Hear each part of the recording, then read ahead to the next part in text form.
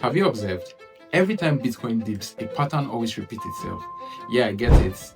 People panic sell, the timeline is filled with fraud. Suddenly, everyone thinks Bitcoin is a bubble that's about to burst. In fact, I have a friend who says Bitcoin is definitely going to zero. Hey, mate, if you're watching this, I'm coming for you. and honestly, that makes sense. When your portfolio is bleeding and the media is calling it another crypto winter, your instinct sort of kicks in. You suddenly want safety, right? You want the emotional pain to end, and that's justifiable. But here's what I've observed in the last 6 months.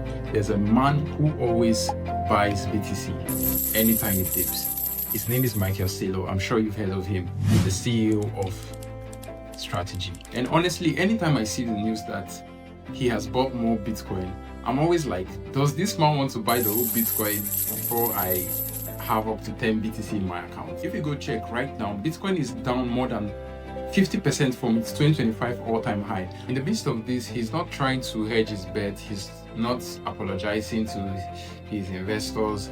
He's just out there buying the dip. And guess what, guys? It's not just him.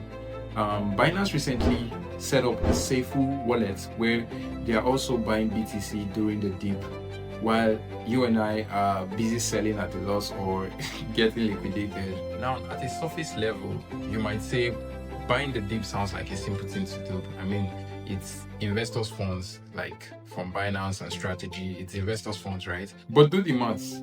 These companies already have unrealized losses in billions of dollars from the Bitcoin they already hold. So why are they buying more Bitcoin when everyone else is losing their minds? I asked myself that question and I found myself giving an answer to it. The answer is perspective. Right, let me prove it to you. Look at this number. What do you see?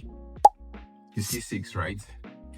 Now, Saylor and all the other OGs, they see 6 as 9.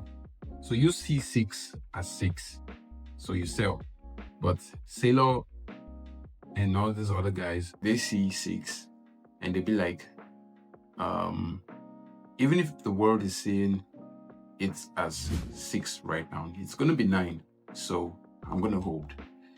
That's where the perspective is. You see, most people see Bitcoin through the price chart, but people like Saylor experiences Bitcoin as a system, and systems don't care about emotions, they care about their rules. So away from the 6 and 9 parables, here are 5 reasons why Bitcoin is going to zero. You heard that right. 0 plus 1 million.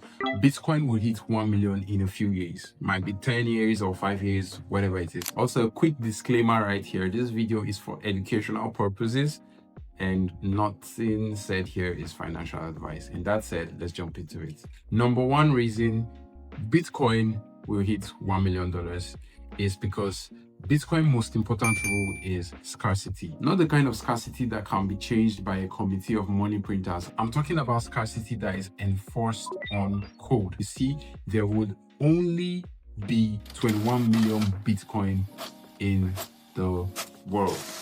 And right now, most crypto exchanges don't have enough Bitcoin on their balance sheet. So with this insight, it's predictable that in the future, there's definitely going to be scarcity of Bitcoin. And for context, one is currently worth 68,000 inflation dollars. Sorry, 68,000 United States dollars. And just think about this. Whilst everyone keeps arguing about Bitcoin going to zero, Bitcoin keeps doing what it has always done in the last 17 years. Every 10 minutes, a new block gets added, and every 4 years, miners' reward gets halved, and that creates more scarcity. You won't believe this when I say Bitcoin is more scarce than gold. Gold is relatively scarce because you literally don't know the quantity of gold that is left on the earth. But Bitcoin, on the other hand, is absolutely scarce. 21 million Bitcoin. 21 million Bitcoin with a lot already lost and no one has access to those Bitcoin. The second reason why 1 Bitcoin will be worth $1 million in a few years is because Bitcoin infrastructure remains strong. During this drawdown, a lot of the long-term holders are not rushing to sell off their Bitcoin. The hash rate is still strong and the network is more secure than it has ever been. So, I mean, whilst you look at the price of Bitcoin being volatile, we're in a bearish market, the foundation of Bitcoin remains solid. And this is where people get it twisted. You know, most people think selling their Bitcoin at a loss is risk management. But I mean, if your conviction about Bitcoin was a long-term hold, then selling because of short-term volatility doesn't mean you're managing risk. It's simply you abandoning your thesis. And this is food for thought. Did you have a thesis in the first place? What was your conviction for buying Bitcoin? And that's why I'm making this video. The third reason is institutions are building structures around Bitcoin. That's worth noticing. You see, before 2025, Bitcoin used to be a retail playground. I mean, you barely hear banks talk about it. But right now, you won't believe when I say over 170 publicly traded companies hold Bitcoin on their balance sheets, treating it as a strategic reserve rather than a speculative asset. I mean, traditional banks now use Bitcoin ETFs as collateral for loans. They don't move emotionally when they buy this Bitcoin.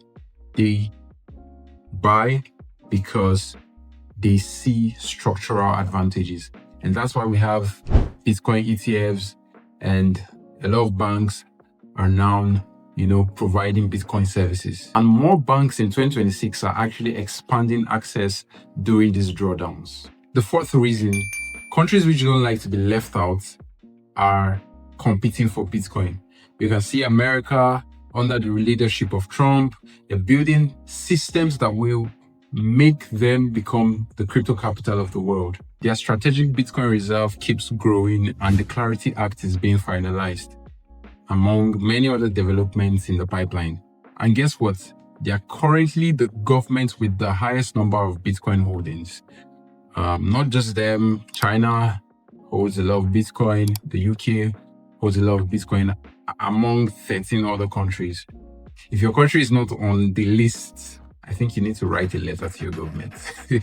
The last but not the least, Bitcoin has fought many battles and has never lost. It has been tested and trusted. I still remember when many countries tried to ban Bitcoin. China banned Bitcoin mining. In fact, China has fought against Bitcoin for more than 7 years. I remember Nigeria too. A lot of people accounts were getting flagged anytime they do a P2P transaction and add in the description that they are doing something related to crypto. So, I mean, it was a crazy period. I mean, these are just a few, but in all this, Bitcoin has survived bans, collapses, exchange failures, even biased regulations. And through all that, the system still stands solid.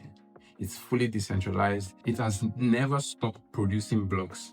That kind of resilience changes how serious people think about Bitcoin. And when you look back at history, those moments where we had the maximum fear comes right before Bitcoin increases in price. All right, folks, the idea that Bitcoin could reach $1 million in a few years, it's not about hype. I'm serious. It's not.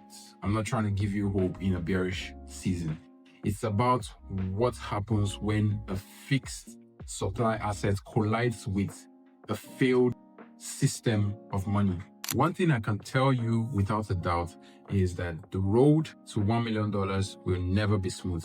Regulation will be involved, technology is going to evolve, and above all, personal risks matters. But the biggest risks might be you ignoring the first globally scarce digital asset just because it refused to move in a straight line. So when Bitcoin crashes and everyone falls, think of it differently. Volatility is that part of the story where ownership literally changes hands. Someone sell, another buys. Your patience would get tested. Your belief would be more behavioral than theoretical. So are you going to follow your conviction? Because Bitcoin doesn't reward certainty.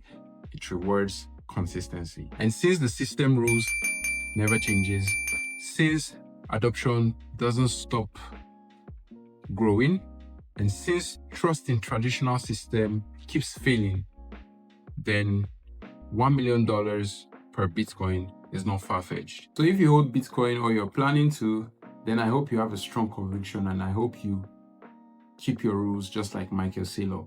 Buy Bitcoin, hold Bitcoin. That's it for today.